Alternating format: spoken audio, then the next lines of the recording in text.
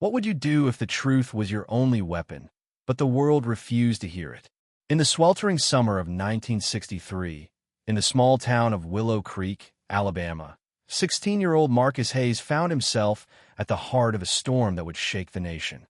The air was thick with tension, the kind that clung to your skin like humidity, as the civil rights movement simmered just beyond the town's dusty borders. Marcus, a lanky black teenager with a quick smile and dreams of becoming a lawyer, never imagined his life would become a battleground for justice. It started on a quiet evening in July. Marcus was walking home from his part-time job at the local grocery store, his hands stuffed in his pockets, humming a tune his mother used to sing. The streets were empty, save for the occasional flicker of porch lights and the distant bark of a dog. He was 2 blocks from home when the police cruiser pulled up beside him, its red and blue lights cutting through the dusk like a warning. Officer Daniel Hargrove, a burly man with a reputation for quick fists and a quicker temper, stepped out. His eyes narrowed as he sized Marcus up. "Boy, where you headed?" Hargrove's voice was sharp, laced with suspicion. "Home, sir," Marcus replied, keeping his tone steady despite the knot forming in his stomach. He knew better than to show fear. His father had taught him that much stand tall, speak clear, and never let them see you break. Hargrove didn't care for the answer.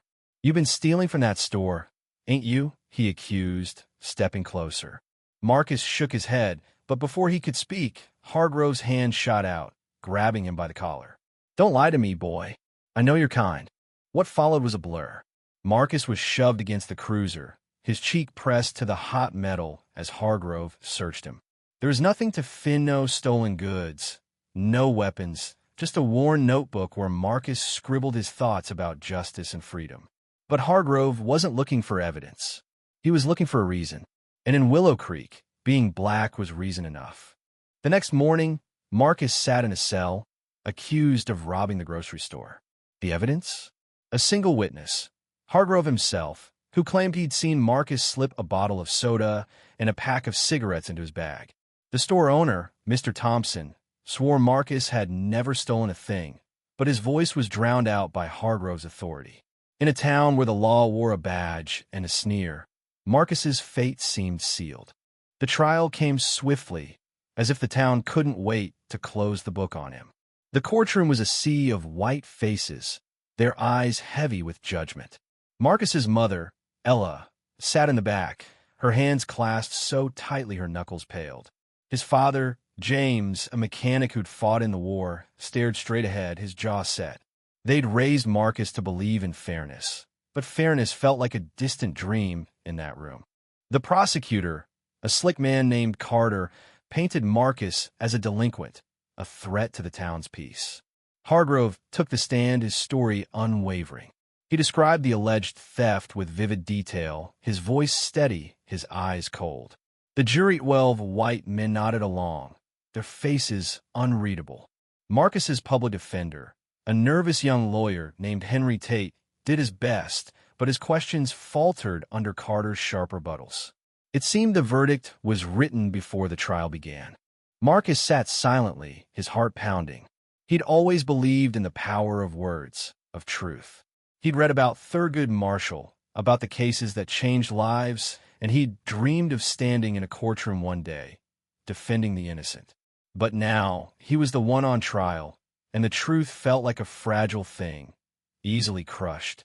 Then came the moment that would change everything.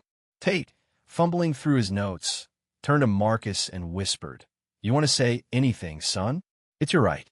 Marcus hesitated. He wasn't a lawyer. He was just a kid, scared and alone. But something inside him stirred a fire, a defiance, a refusal to let lies define him. He stood, his legs trembling, and faced the jury. The room fell silent, the air thick with anticipation. "I ain't no thief," he began, his voice soft but clear. "I'm Marcus Hayes, and I'm 16 years old. I work hard, I go to school, and I dream of being a lawyer one day, so I can fight for what's right. Officer Hargrove says he saw me steal, but he's lying. He didn't see me take nothing because I didn't. I was just walking home, minding my own business like I always do." The jury shifted in their seats. Marcus's voice grew stronger, fueled by the weight of everything he'd held inside. You don't know me, but you know this town. You know how it feels to walk these streets when you're black. You know the looks, the whispers, the way folks cross the street when they see you coming. I didn't steal nothing, but I'm guilty of something in Officer Hargrove's eyes. I'm guilty of being born with this skin. Ella's quiet sob broke the silence, but Marcus didn't stop. He spoke of his parents, of their sacrifices, of the nights they'd stayed up teaching him to read, to think, to dream. He spoke of the notebook in his pocket, filled with ideas about justice, about a world where truth mattered more than color. He spoke of Hargrove's anger, his fists, his lies, and how they were meant to break him. I'm not here to beg, Marcus said, his eyes locking with the jury's. I'm here to tell you the truth. If you send me away, you're not just punishing me. You're punishing every black kid who dares to dream, who dares to walk home at night, who dares to believe in justice. You can lock me up, but you can't lock up the truth. It's bigger than me, bigger than this room, bigger than Willow Creek. The courtroom was still, the weight of his words hanging in the air. Even Carter, the prosecutor, seemed momentarily stunned. The judge, an older man with tired eyes, leaned forward, his expression unreadable. The jury, for the first time, looked uncertain. What happened next was nothing short of a miracle. The jury deliberated for hours, longer than anyone expected. Whispers spread through the town. Some called Marcus's speech a stunt, others a revelation. When the verdict came, it was like a crack of thunder. Not guilty. The courtroom erupted, some in shock, others in outrage. Ella collapsed into James's arms, tears streaming down her face. Marcus stood frozen, his heart racing, as Tate clapped him on the shoulder. But the story didn't end there. Marcus's words, raw and unfiltered, were picked up by a reporter from a Birmingham newspaper. The story spread, carried by the winds of change sweeping through the nation. Civil rights activists took notice, and soon, Marcus's name was on the lips of those fighting for justice. His speech, dubbed the Willow Creek Defense, became a rallying cry, a testament to the power of truth spoken from the heart. Hargrove's lie unraveled under scrutiny. An investigation revealed a pattern of misconduct, and he was quietly dismissed from the force. Marcus, though shaken, emerged stronger. He went on to finish high school, then college, and eventually became a lawyer, just as he dreamed. He represented those who, like him, had been silenced by a system built to break them. His courtroom victories were quiet but profound, each one a brick in the foundation of a fairer world. Years later, Marcus returned to Willow Creek, now a man with gray in his hair and wisdom in his eyes. The town had changed slowly, imperfectly, but undeniably. He stood on the steps of the old courthouse, looking out at the streets where he'd once walked in fear. A group of children, black and white, ran past, laughing, their voices free in a way his hadn't been. He smiled, knowing the truth he'd spoken all those years ago had helped pave the way. Marcus Hayes' story wasn't just about one boy's fight.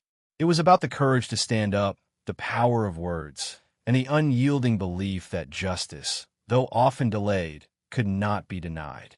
His voice, once trembling in a small Alabama courtroom, echoed across a nation, reminding us all that even in the darkest moments, the truth can shine through. Thank you for listening. If you find it interesting, please like and subscribe to follow the next stories.